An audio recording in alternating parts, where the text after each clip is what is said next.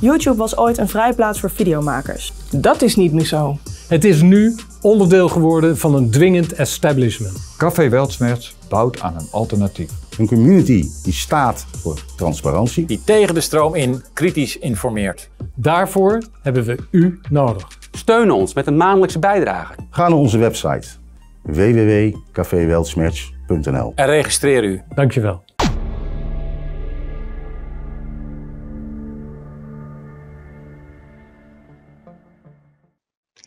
Good evening. Welcome at Café Weltschmerz. Tonight we will talk with Mark Crispin Miller, Professor of Media Studies at New York University.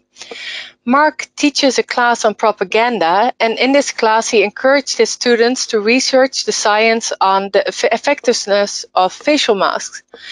And this created a problem between him and his faculty. Today we will talk about Mark's personal story, but also about the larger implications of academic freedom, freedom of speech, and the oppressiveness of political correctness. Mark, welcome. Thank you for having me. I'm really pleased. Oh, thank you for being here. Sure. So you teach a course on propaganda, and you encourage students to see through this. And your faculty is disagreeing with you. What happened? Okay, it's quite a story, and it's so interesting in every detail that I'll try to do it justice. I do indeed teach a course on propaganda here at NYU. I've taught it for around 20 years, at least twice a year, usually to undergraduates, sometimes to graduate students. And the purpose of the course is to study propaganda, not as some remote historical phenomenon, not as something unique to totalitarian systems, but as a kind of all-pervasive force, that really influences all of us in one way or another today. So while we do spend a fair amount of time on the historical background of modern propaganda since World War I and talk about, well-known prior propaganda drives. Our main interest is in propaganda drives that are either very recent so that the students can remember them or that are ongoing at the time. And as I point out, and what I'm about to say to you is pretty much what I say at the beginning of the course, that I don't treat this as an academic subject. I think it's something that all the citizens of democracies should definitely understand, and that it can be very challenging to do this. Because while it is very easy for us to recognize propaganda when we do not agree with it, right? Very quick to point at the other side's propaganda.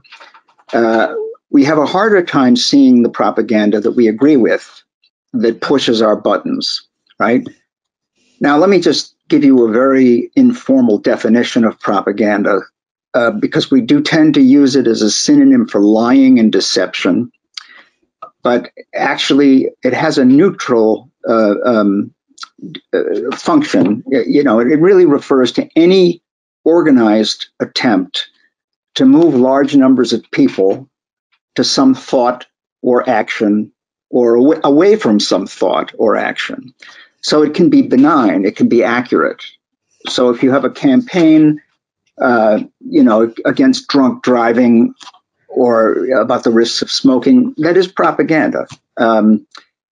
But that's the rub, you see. We often are subject to propaganda drives that we believe are benign and accurate.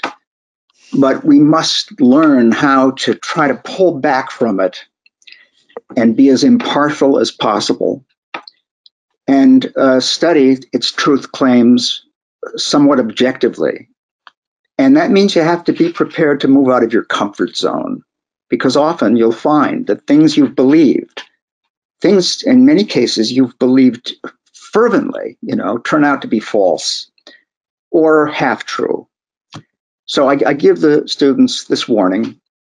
And I also say, and I say it throughout the semester, you're going to hear me mentioning evidence for counter narratives that may shock you, right? That may surprise you. Just bear this in mind. This is the most important thing to bear in mind. Do not believe a single word I say, okay? I make that very clear. Do not believe me. If I say something shocking to you, try to pull yourself together, write it down, and then go and look into it, okay?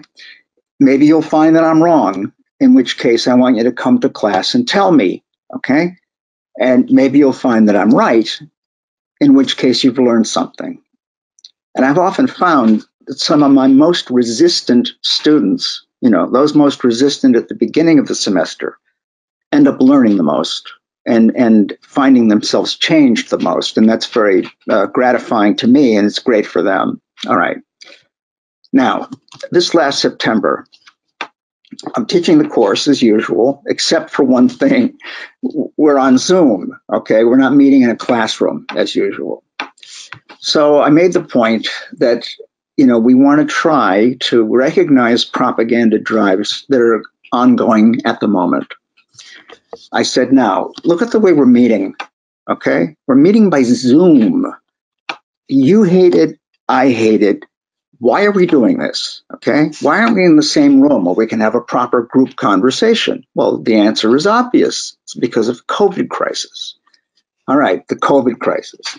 I said the COVID crisis has been driven by a number of very powerful propaganda themes. I mean, I don't even have to tell you what they are. Mm-hmm. So one could study any of those, okay? I'm giving them an example of the kind of thing that we could study. I said, for example, we could study the mask mandates, all right? Now, it may interest you all to know that all of the randomized controlled studies of masking in hospital settings conducted over the last 15 years or so, and at the time I thought there were 8. There are actually 10, actually now 11. I said all 8 of these studies found that masks are not effective at blocking the transmission of respiratory viruses, okay? The virions are too small, and all the masks are porous in one way or another. Now, I would encourage you to read those, and I'll send you the links. I said, and this may be relevant to a later part of our exchange. I said there is one article that compiles 7 of the 8 studies and all the links, and I can send you that, and I can send you the 8th study.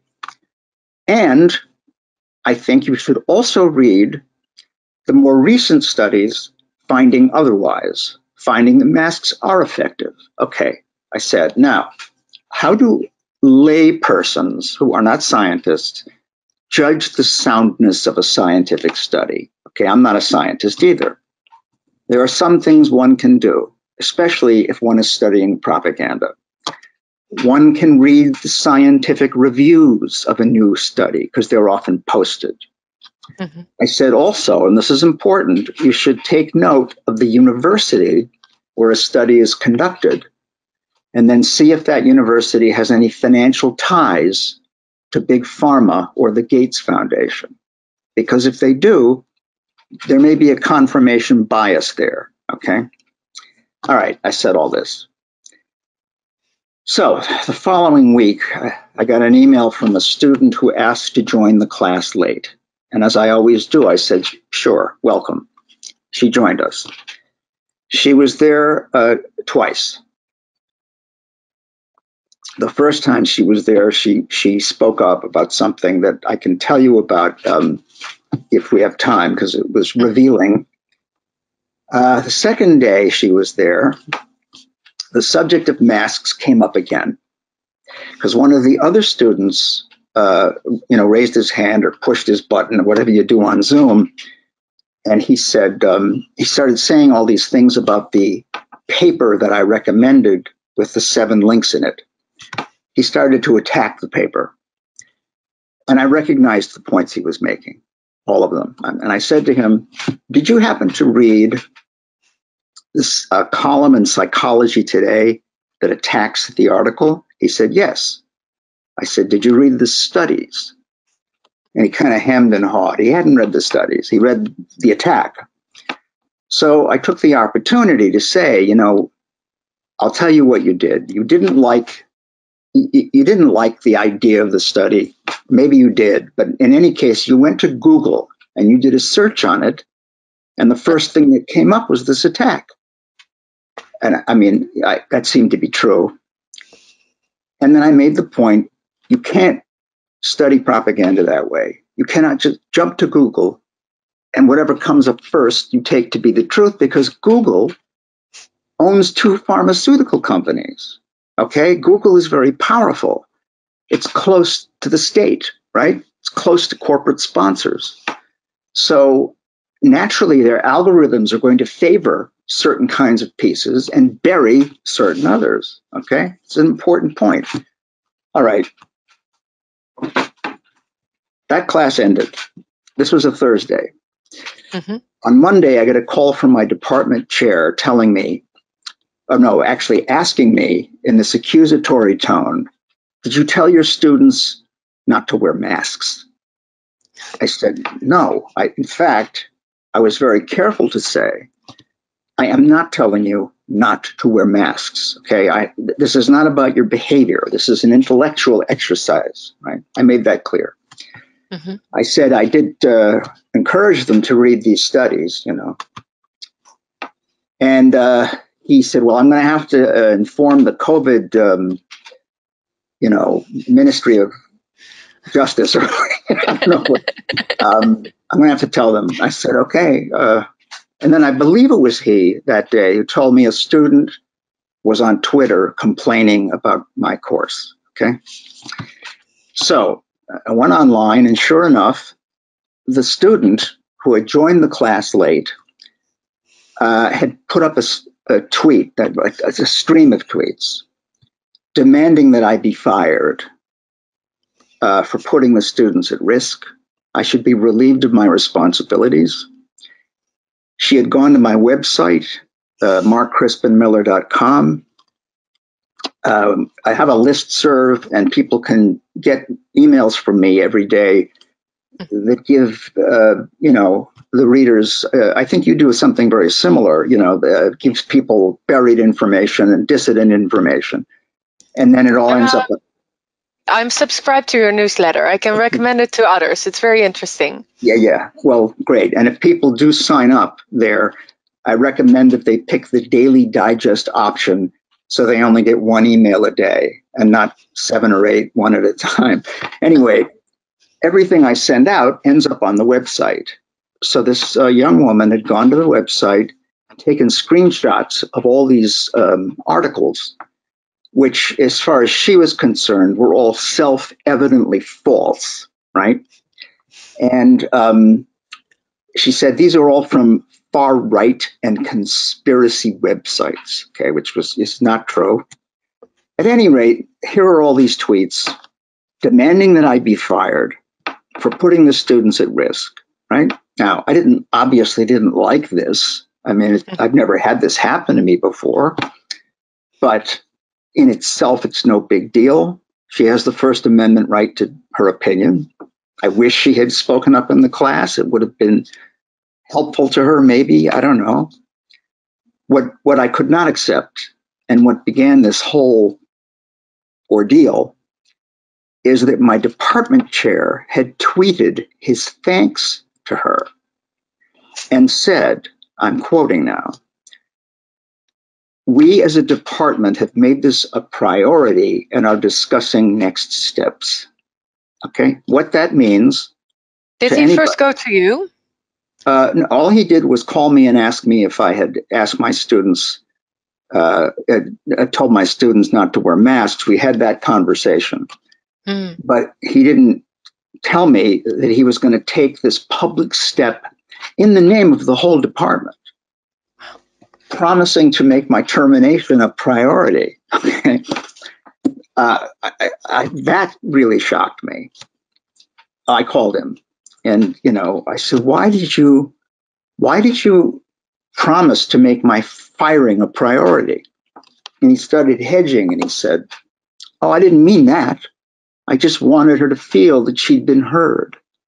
I said, "Well, it doesn't read that way. And I would like you to take it down." And he bristled at this, and it's still up. He wouldn't take it down. All right. So the next day, I was told by some of my students that they had received an email from the doctor at NYU who dictates COVID rules, which, let me say, are draconian in the extreme and have led to several lawsuits by students. Okay. The doctor who dictates these rules and the dean of my school emailed my students directly without putting me on copy, hinting that I had given them dangerous misinformation and offering a list of links to studies that they said were from an authoritative source, which is the CDC. These are the same studies that I had told them to read, right? And let me add, I had also told them, and I would have told the doctor and the dean if they had asked me, that the CDC, until last April, echoed the consensus of those earlier studies, right? They said masks are not effective, don't wear them. And until June of last year, the World Health Organization also echoed that consensus, and then they shifted abruptly. All right, that's the kind of thing you notice when you're studying propaganda. And I would have pointed out to the dean and the doctor, right, that the CDC's authoritative guidance, what was it, not authoritative all of a sudden? When did it change? Okay, This is a propaganda course. We would study that kind of thing. All right, it doesn't matter. They didn't include me in the email and they didn't talk to me first. Students sent me the email. All right.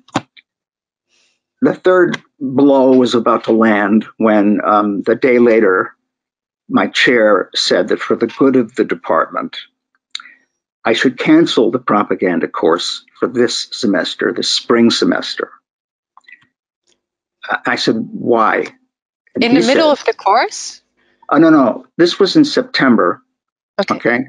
And he meant the propaganda course for this term. So what he asked me to do was next semester, don't teach it. I mean, clearly he had been given orders to tell me not to teach the course. And I asked him why it would serve the good of the department. And he said, "Well, your film course is very popular. So if you teach 2 sections of the film course instead of 1 section and the propaganda course, it'll be good for our numbers." I said, "Well, okay. The problem is that both classes are the same size, right? They're both 24 students. I let in extras." I said, "So this is just a pretext."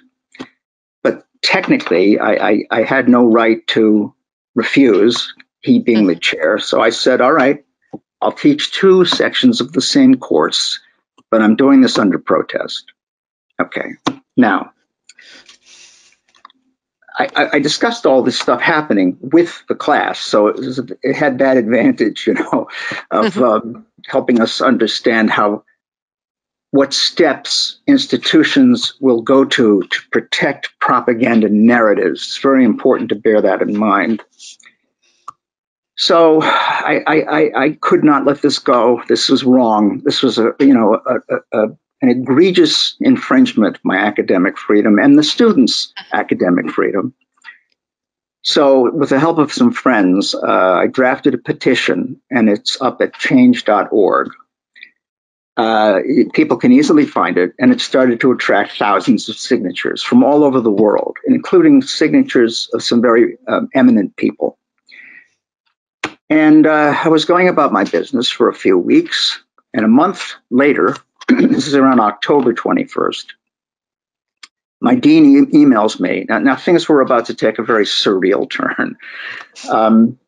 He emails me and says, "I am ordering a review of your conduct at the insistence of your colleagues who have sent me the letter that I have attached here."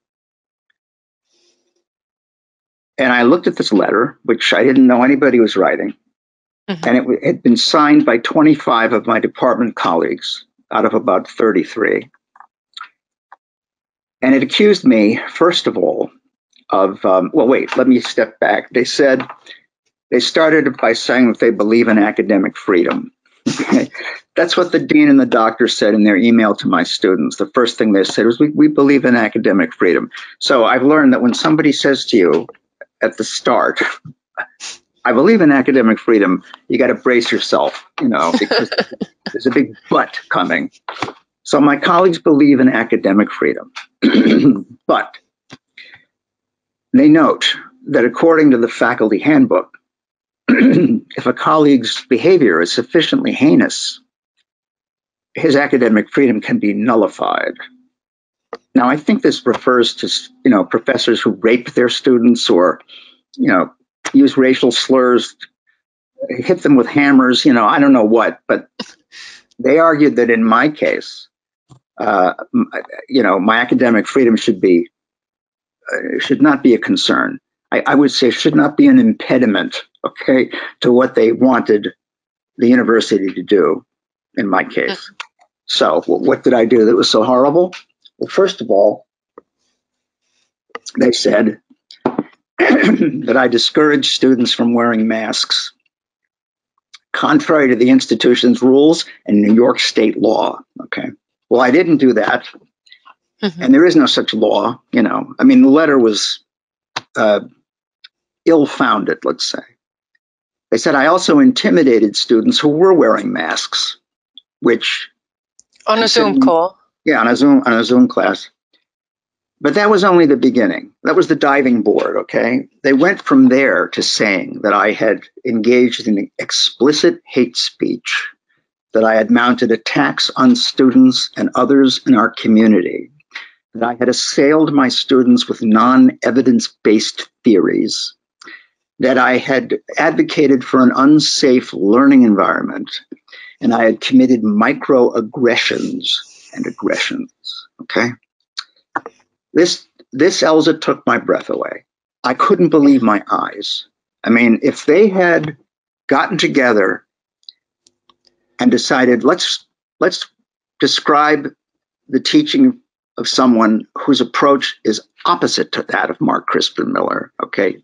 They couldn't have done a better job. This was it was psychotic. It sounds so McCarthyite. Yeah, no kidding. That's exactly what it is. Yeah. Well, we'll get into that. Now, I was flummoxed. What was I going to do? So I contacted the provost, who was rational, and I asked her for advice, and she said, meet with the dean.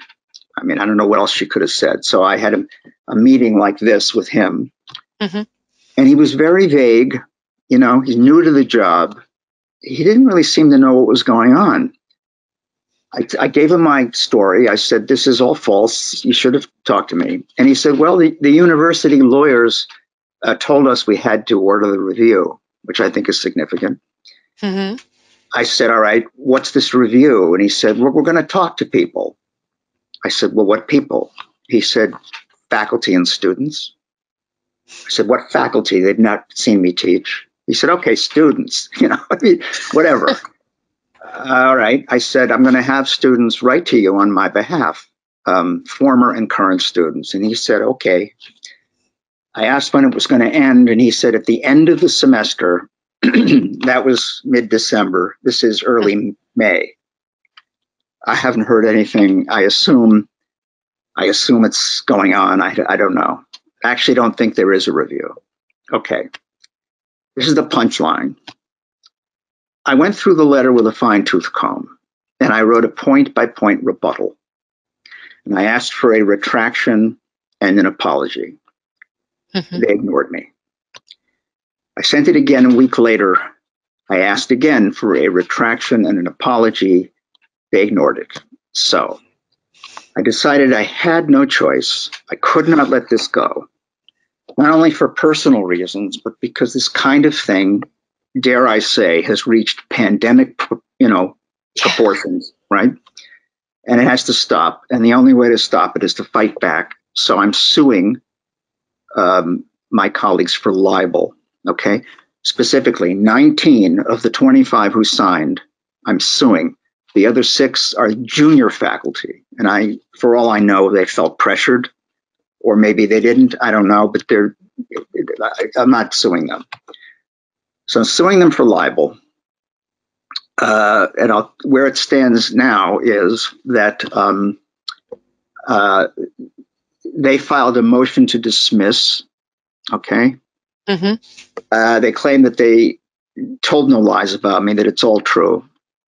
And they submitted exhibits to prove that it was true. And most of those exhibits are their own internal email exchanges about me going back several years. I had no idea. All of it based on what some agitated student came and told them I had said, more often than not, getting it wrong. Nobody ever called me, emailed me, asked me. That's their evidence. And it's all up on my website, all the documents. And people want to read those exhibits. It's really quite revealing. Okay. They filed a motion to dismiss, claiming that they had not lied, claiming that I had made this a public issue by sharing their letter to the dean, okay? When in fact, they made it a public issue when the chair tweeted his thanks to that student. Yeah. And finally, they claimed that they did not intend to get me fired, which is patently ridiculous. So they filed the motion. We responded with a brief and my affidavit, and then they replied. That's the end of the process. Now, it's been a few months since this ended. So right now, even as we speak, at any moment, the judge could rule. Okay. He could rule in their favor and dismiss the case, in which case we will appeal. He could deny the motion, in which case we will proceed, or he could ask for oral arguments from the lawyers, which I would kind of like to hear. So I have a GoFundMe page that's up. If people just do a search on GoFundMe and my name and libel. We will post the links both to your website and to the GoFundMe and the petition under the video. Yeah. Okay, great. Thank you very much. Yeah, the money, people expect this to be a costly process for reasons I can get into that make this far more interesting than I even thought it was. And so I'm trying to raise $100,000, and the donations go directly into an escrow account that my lawyer is managing. So I'm not profiting from this. The reason why I think it's very significant, well, we can get into it as a discussion. On the one hand, you've got my colleagues who are all woke to the extreme. They are all politically correct. And they've attacked me on those grounds. As good social justice warriors who pride themselves on diversity, but whose thinking is all identical. There's no diversity intellectually. But also, above and behind them, I am convinced, is New York University. New York University is a notoriously predatory institution. It's probably the most expensive university in the world, has an enormous real estate portfolio, and it is deeply invested in the vaccine industrial complex, okay? So it is tightly wed to the whole COVID narrative, the masking and all this stuff. And they're going to roll out the vaccines as a mandate probably for everybody in the community. Now they're just saying it's students. If they want to go back to in-person classes, they have to get vaccinated, okay?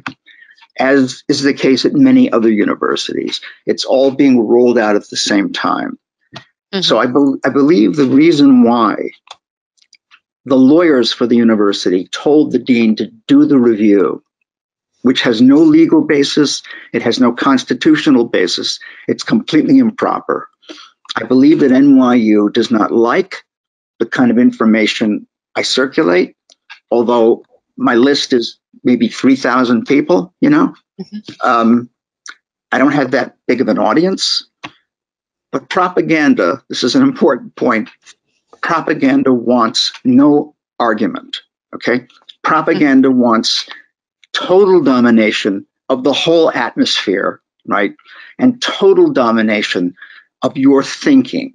Okay, so it's not like persuasion, which is more of an active give and take, logical tussle or contention where we disagree and we trade points and maybe we compromise, maybe we don't. That's persuasion. That's it not actually comes through in your story because, like you said, the girl looked at your website and she doesn't research it. She just knows it's wrong. Like there's a right and there's a wrong story. And if it's not in the public opinion, then you don't need to look at it. You don't need to look at the arguments. You can just label that it's wrong. And the same with your faculty. It's so weird that you're teaching a class on propaganda and they censor you in your class. It's so extreme. It's amazing. And it was of interest to the students for that very reason, because I make the point from the get-go, that propaganda, the underside of propaganda is censorship. They necessarily go together. That's why Google will bury information that doesn't suit the narrative and foreground information that does suit the narrative. And even as we speak, the crackdown on dissident expression is becoming downright frightening. Dr. Joseph Mercola, who, puts up amazing stuff, just has a new book out. And he has all this material, or has had all this material on his website about the importance of vitamins D and C and zinc in strengthening one's immune system to prevent COVID-19 infection. And just today, he put up a post announcing that he was taking all that information down because the threats he had been receiving were so personal and implicitly so frightening that he was regretfully scrubbing his website of this information. I'm supposed to be interviewed by him next week, So I'm I don't have anywhere near his audience, but I too, as puny a figure as I am sufficiently well known to attract a lot of hostile attention. Stuff, is fact checked, mercilessly, always with no regard for the actual truth or evidence. Fact checked by journalists who are being paid by the very interests, that are served by the narrative. You see. Mm-hmm. So we also see in your case, but also in the laws that are being passed here in the Netherlands, but also the UK and the US, I noticed that the laws are criminalizing dissident opinions. Like you said in that letter, they say you present dangerous information. So this whole notion that some information is so dangerous that the public needs to be protected from it. I think it shouldn't exist in a free society, but do you also see that as a part of the propaganda? There's so many information is off limits. You're absolutely right. And now that you mention it, it occurs to me. I was just about to say the criminalization of dissent is ongoing here in the United States, buried in various, thick volumes of legislation. If you can cut through the murk of the legalistic language, you discover that countering the official COVID narrative is actually a criminal offense. And it's happening in Germany. C.J. Hopkins just came out yesterday with a piece called The Criminalization of Descent, as you know, because I shared it with the list. So I believe that what we need to do, well, first of all, is form transnational alliances for sure. And I think we also need to figure out how this is being affected in country after country. Because if it's in Holland, and if it's in Germany, and if it's in the United States, it is all over the West. Okay, because this is a global movement. what's unprecedented about this threat of totalitarianism is that it is global. Mm-hmm. You know, we can't daydream about escaping to the United States, Yeah. you know, from Nazi captivity or, you know, Stalinist captivity, because the United States is a key part of the problem. And the so-called free world is in some ways the most carceral, the most prison-like, you know, on the globe. So, yeah, criminalization of dissent. Absolutely. So I sometimes feel that it's like a part of it is that all the media companies are so concentrated that that it allows for like very rich parties or corporate interests to control the information flow on that end. And then if you look at, well, both like lower education and university, they have been become institutions where they teach you what you're supposed to think and don't encourage you to really research for yourself or ask questions. So we have whole generations of people who it has created a kind of like artificial reality in which they live. And you actually have to be very curious and be willing, like you mentioned, the comfort zone that students need to step out of. But it seems that a lot of people are not ready or willing to step out of that comfort zone. How do you help students in your class to do that? Well, it really hasn't been such a problem for me. The student who went after me on Twitter was an extreme case, and she's kind of an outlier. I have had resistant students, as I've said, but I am, you know, ever ready to hear them out and to engage with them in class. It takes a certain amount of patience to gradually introduce the students to the abundant evidence of certain counter narratives and encourage them to come to their own conclusions. You see, that's why, you know, teaching propaganda is such an invaluable pursuit. It's not like trying to change people's minds by publishing things and writing and making a video. We have an opportunity to spend, you know, several months together going through the history of propaganda and then starting to look at current propaganda drives. Now, it used to be easier, Elze, to do this. I mean, until now, it was somewhat easier because of the internet, okay? Because of the internet, one was able to summon the other sides of a strong propaganda narrative in seconds. You could do this. You could do this with the Kennedy assassination, for example. So you could find all kinds of other evidence, and you can probably still find that. But what's happening even as we speak is that, you know, evidence for counter narratives that are relevant at this moment is just being scrubbed all over the place. Links are broken, you know, stuff is buried. It's covered up with all kinds of fact checking, you know, and you find that people, journalists and so on, are intimidated into silence, you know. So there's a very, very destructive, repressive trend going on. And I can't say how I will be able to continue teaching the subject. I will, wherever I end up. But I want to stress again, this is grounds for optimism, that overall my experience with students has been deeply gratifying.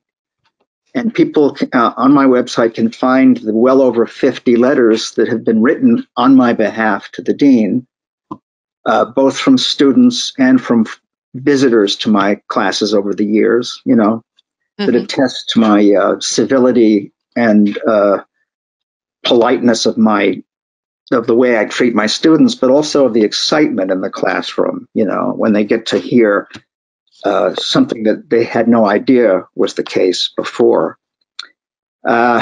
yeah, we're having this conversation at such a bizarre moment, you know. It's as if the gates are clanging shut on us. But what this requires is that we find ways to talk around the jackboot, or whatever you want to call it, you know. Yes, we create an underground, a samizdat. A samizdat, yeah. Which is tricky. It's tricky online because it's very easy to be surveyed when you're online. But the point you made earlier is very, very relevant. The two things going on.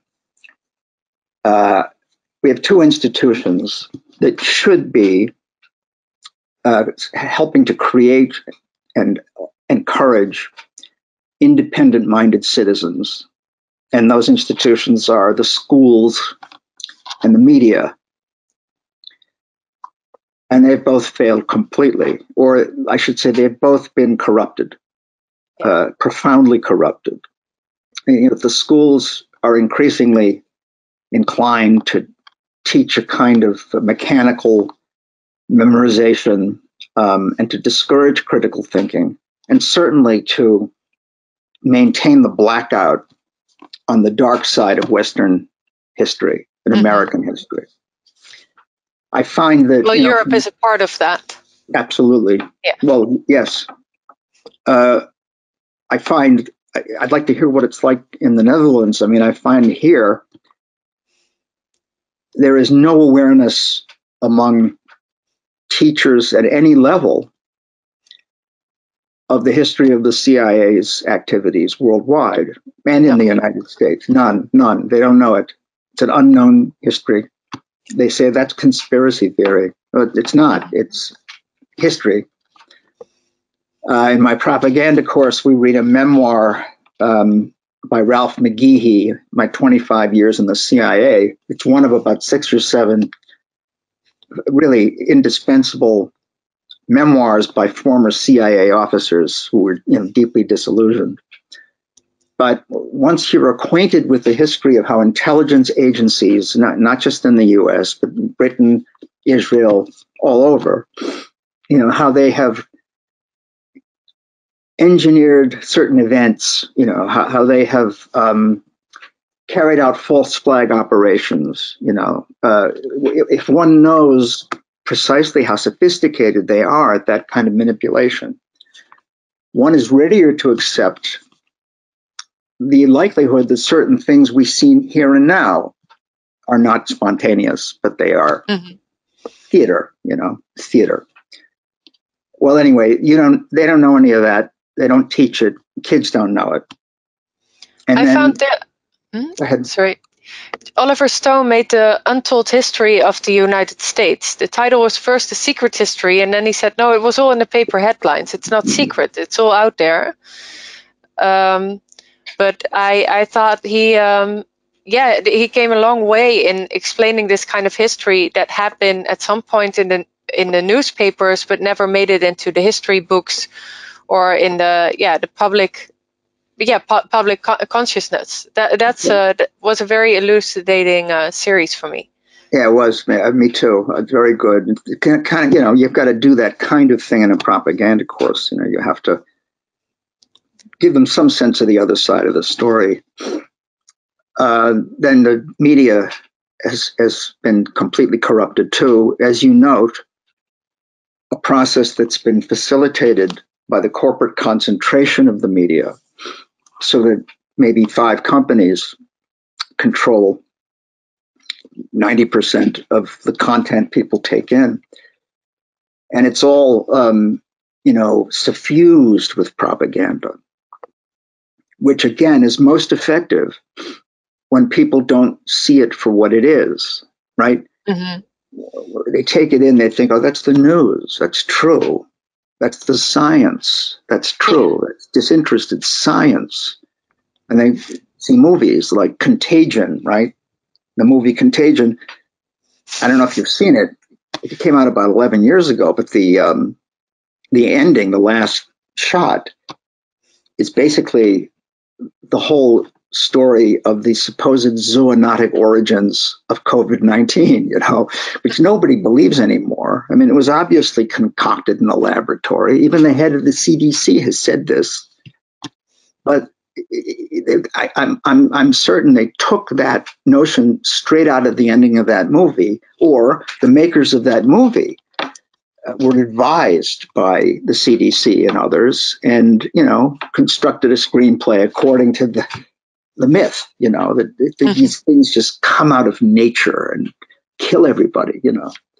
That's interesting that you say that, because it was actually Oliver Stone who mentioned in multiple interviews how closely the CIA and Hollywood work together. The certain movies that you cannot get them approved without running it through the CIA first.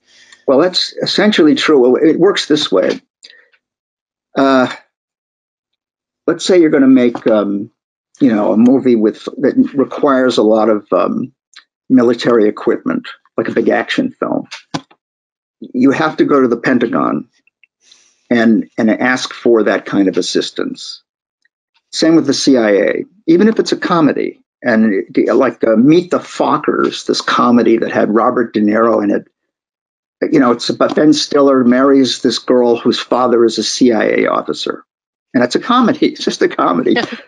And, the producers wanted to make sure they had everything accurate. So they went to the CIA. And the CIA said, oh, sure, we'll give you this advice. But what the advice is dependent on, and what the military equipment is dependent on, is that those agencies get the right to read the screenplay and approve it, you see? So they're gonna insist on certain changes. So that even in that comedy, originally in the script, Ben Stiller goes into this CIA, his future father-in-law's home office, and on the desk is a torture manual that was in the screenplay. Okay, and the CIA read that and said, nope, make it something else. So they did. There's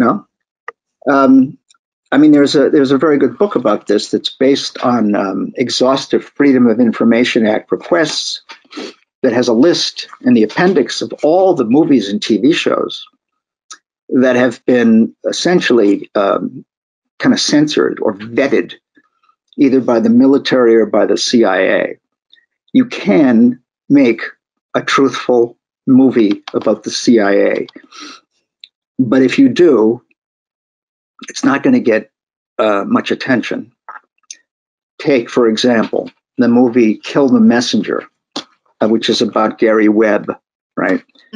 Gary Webb is this investigative journalist who in the 90s broke the story of the CIA's involvement in the cocaine trade during the support for the Contras in Nicaragua. And Gary Webb broke this story for the San Jose Mercury. It's a second string daily newspaper. And the paper was very excited about it. They nominated him for an award for it. It was the first major investigative story to be broken online. Okay. And immediately the pushback started. And he was attacked mercilessly by the New York Times and the Washington Post and the Los Angeles Times, who were doing the bidding of the CIA in engaging in character assassination, accusing him of conspiracy theory. Although everything he said turned out to be true, it was all verified by the Inspector General of the CIA. But Gary Webb himself was destroyed by this. He committed suicide. He committed suicide. All right. I teach a course called The Culture Industries, which is about the pressures people face trying to do good work, as journalists, filmmakers, writers, novelists, book publishers, musicians. It's a very interesting course. Meets once a week, and each week we have a panel of people who've been on the front lines of these struggles. And twice I was lucky to have the director of Kill the Messenger, Michael Cuesta, who was a very accomplished and widely lauded movie and TV director in Hollywood, He directed the first year of Homeland, for example. He wanted to make this movie, and he came twice to tell the story of how shortly before the film's release, the head of Focus Features, the company that produced the film, was suddenly ousted and replaced with somebody else. Now, this guy, James Shamus, who had run Focus Features, had green-lighted the project and was very enthusiastic about it. This guy who came in to replace him was not enthusiastic about it. The movie came out and was immediately attacked by the Washington Post, which repeated the same slanders about Gary Webb and attacked the movie. Cuesta told us that he went immediately to Focus Features and said, "This is a great opportunity. Let me answer these attacks and we'll get a lot of publicity for the film." I wouldn't let them. They weren't interested, and they barely publicized the movie. So somebody got to them, and made sure that it wouldn't be that widely seen. Same with the Ghostwriter, the Polanski film, which is really about Tony Blair and the CIA and all that. Excellent movie. But those aren't the movies that get all the attention, I have to say, though, let me say this one thing. To my amazement, Hollywood did come out this last year with Judas and the Black Messiah. The star of that film got the Oscar for Best Supporting Actor. It's about the murder of Fred Hampton in 1969. A very important story. Fred Hampton was the chairman of the Illinois chapter of the Black Panther Party. And he was organizing in a genuinely radical way, okay? By which I mean that the Black Panthers formed alliances with white neighborhood associations, what we call hillbillies, white hicks, rednecks, poor people. They formed an alliance with the Black Panthers, and they formed an alliance with Hispanic street gangs. So Hampton was so genuinely radical, right, that he was not a racial separatist. This was not like Black Lives Matter in any way. It was the opposite. He was really trying to forge a kind of front comprising have-nots of every color. And he was murdered. He was executed. This is all true, and it was the FBI that was driving it. And this movie tells that story honestly. I couldn't believe my eyes. It's very rare to see a film like that come out of Hollywood. And then to get Oscar attention, because it was one of the nominees for Best Picture. So, there are always exceptions to the rule, I'm saying, and I think we all are obliged to pay attention to those brave exceptions.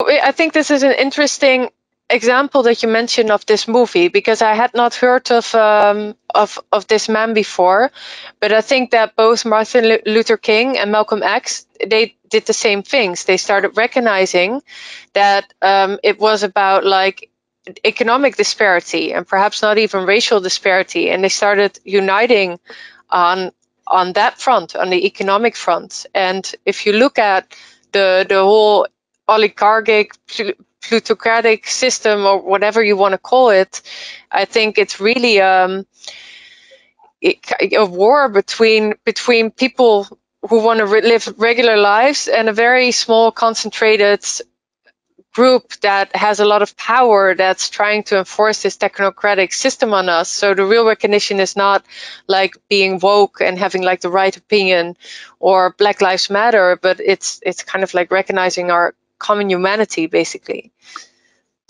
I couldn't have put it better. Let me broaden that to make an even larger point.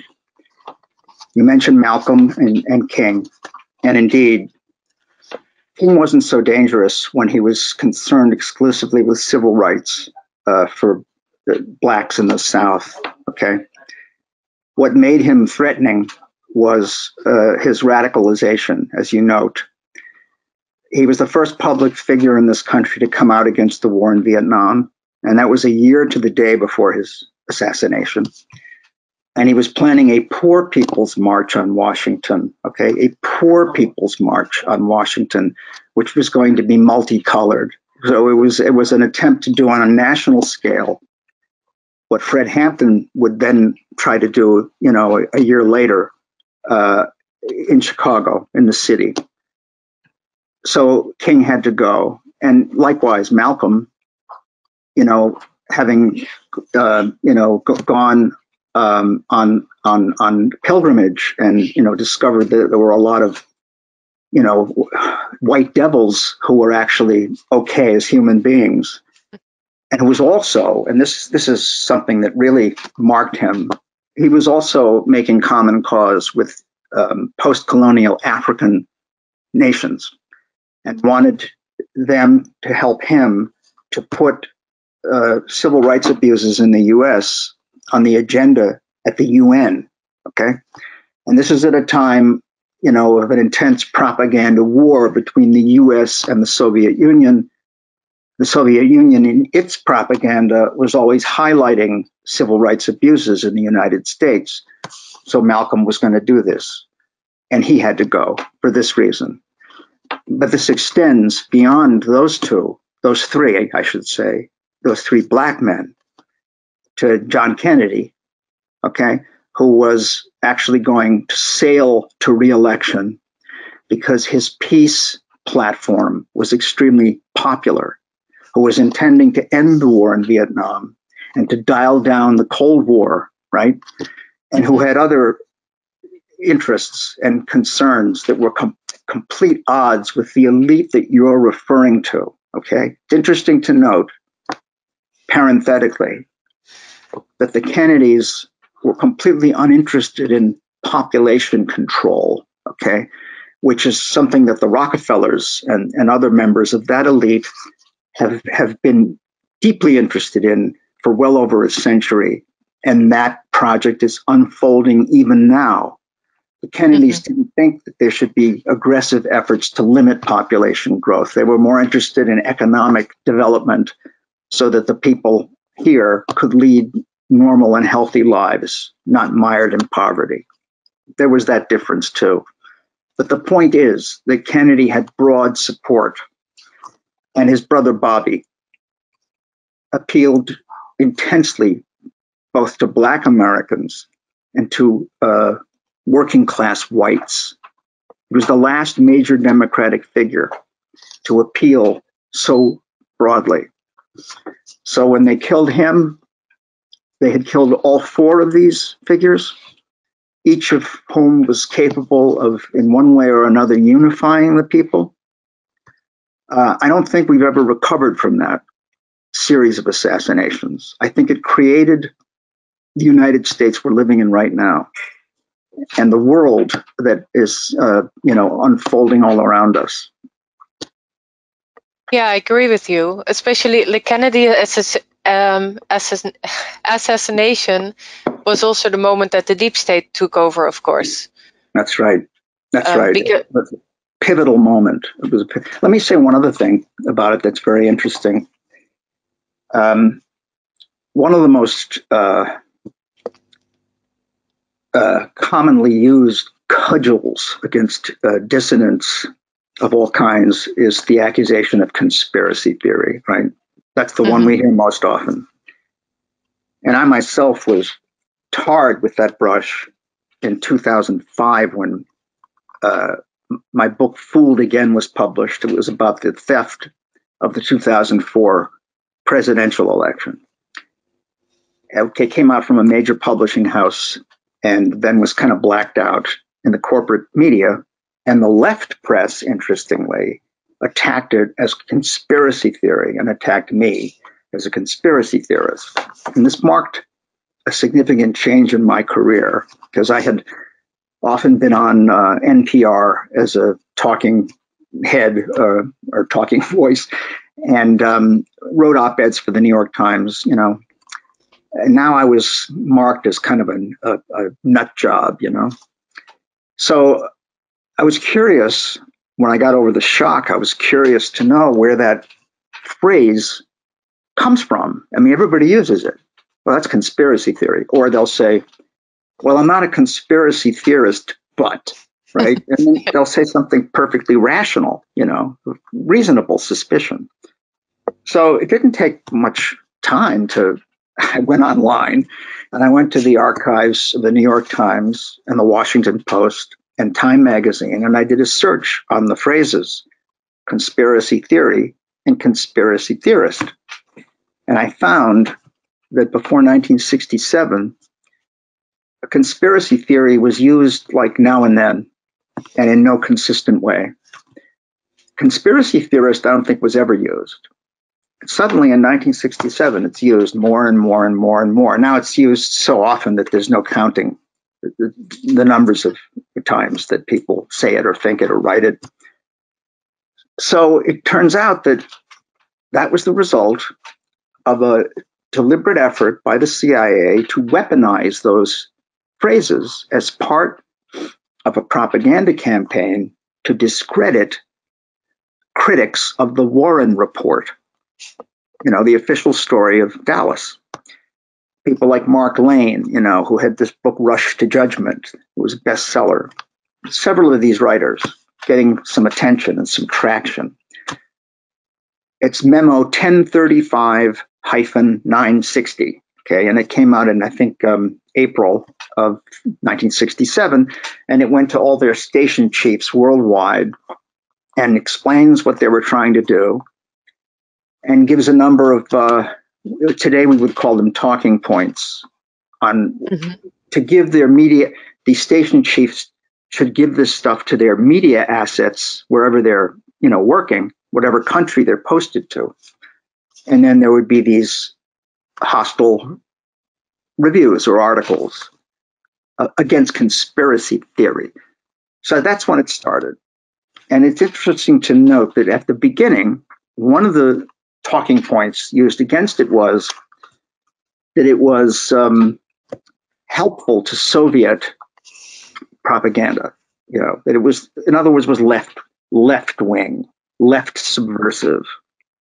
Now it's the opposite. Now it's far right. It's alt right. It's neo-Nazi,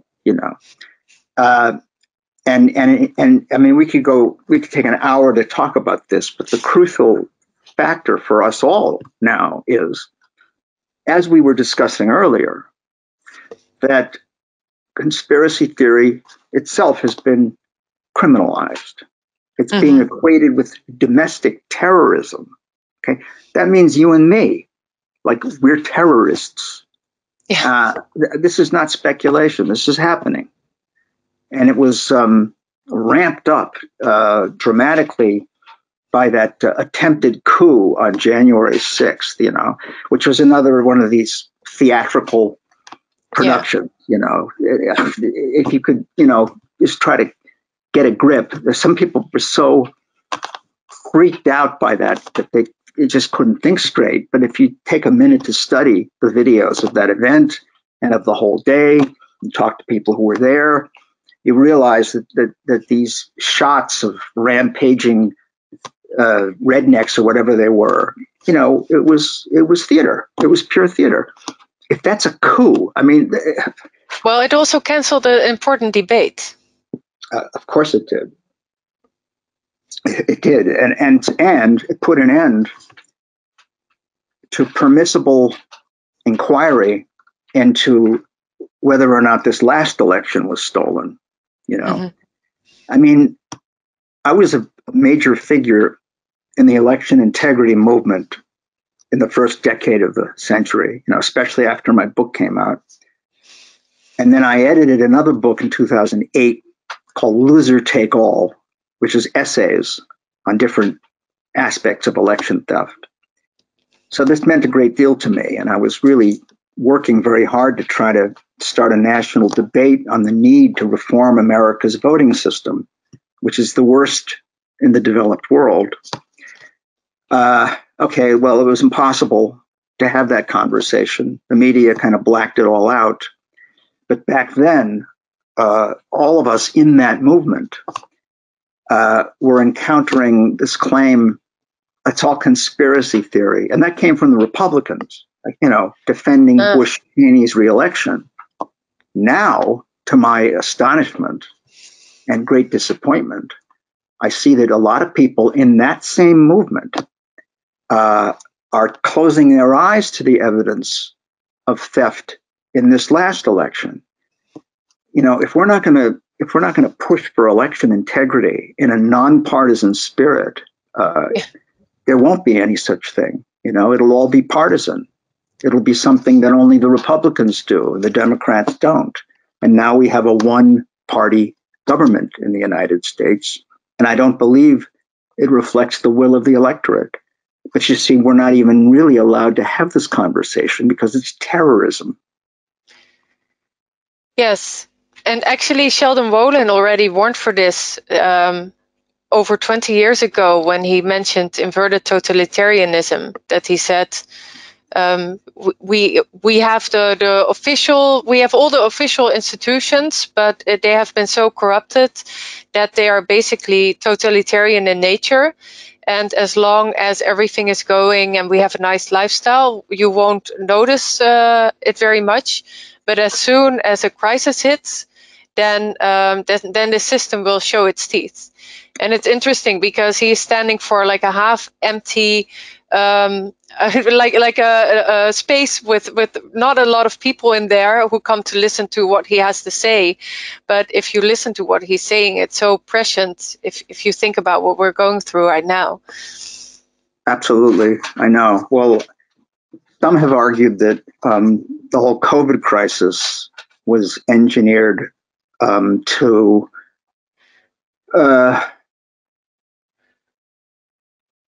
somehow,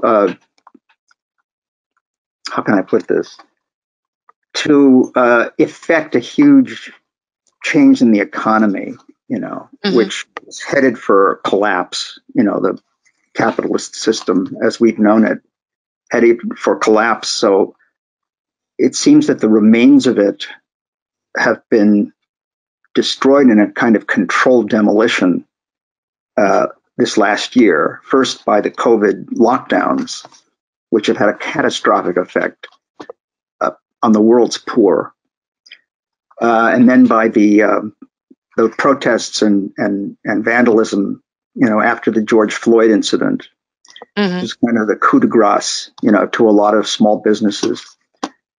And I study these arguments. I'm sure there is a crucial economic dimension to this.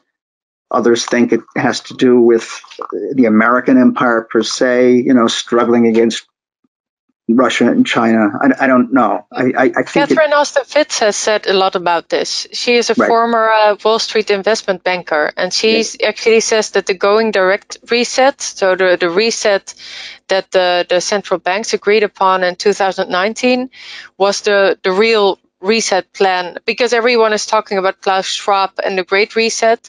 But she said this banking reset after the repo crisis was really the thing that kicked it off, because they couldn't keep the financial system afloat any longer. Yeah, I've heard that, and she's very impressive. There's a lot of people weighing in on this. It's we do the best we can to try to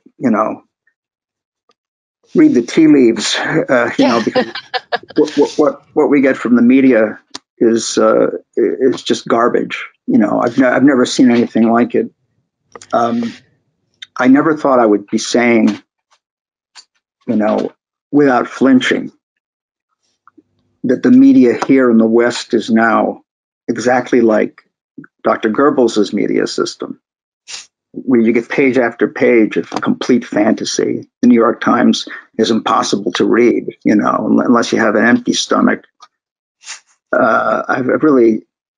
It takes my breath away, and that makes alternative outlets all that much more precious, But it also puts them at ever greater danger, it seems to me. So thinking of propaganda, you said it works best when people don't notice that it's propaganda. Because I heard somebody who lives in Russia and also lived through the Soviet period, they said, well, we know that the Pravda was propaganda, so we knew how to read between the lines. But here in the West, everyone believes this is true. They think they get factual, real information, but it is. Yeah, how can we break through that?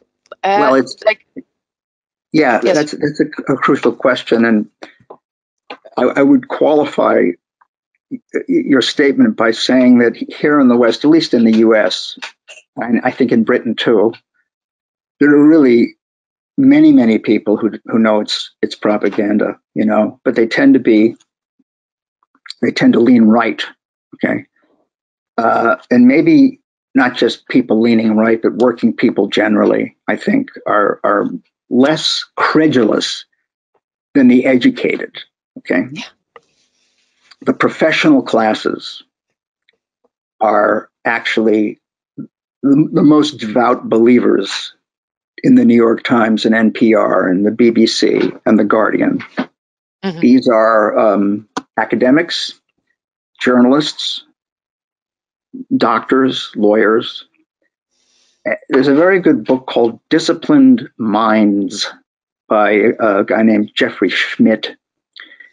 And it's about how professional training, whether it's graduate school or medical school or law school or journalism school, how professional training very subtly shapes the worldview of its graduates. So to get through the process of professional training, they have developed an instinct for what not to bring up and what not to talk about, and what things not to question. So often people enter these schools very idealistically, and they hope to make some kind of significant change.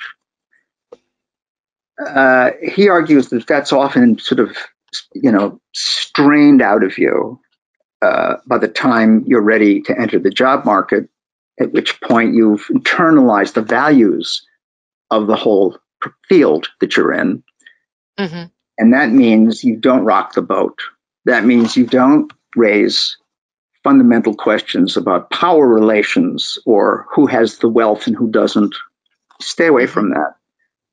If you don't stay away from that, you're a conspiracy theorist, and now you're actually a threat to public safety, So, in my own case, here I am, I'm in media studies, and I never took a communications course in my life. I got my doctorate in English and studied the Renaissance. I wrote a dissertation on Shakespeare.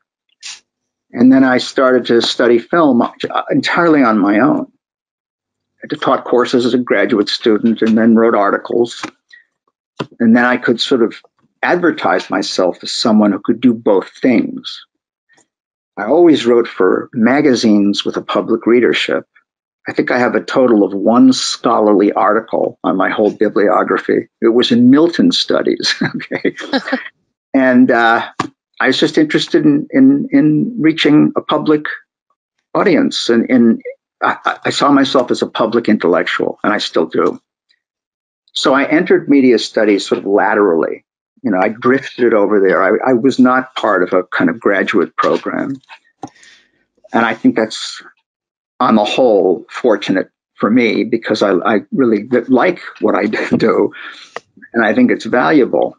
But at the same time, you do pay a price for going against the grain. So your independent thinking comes from not going through that system, and yet all the people who have gone through the system of higher education and academics, they are usually also the ones in power and authority who have the higher management function. Because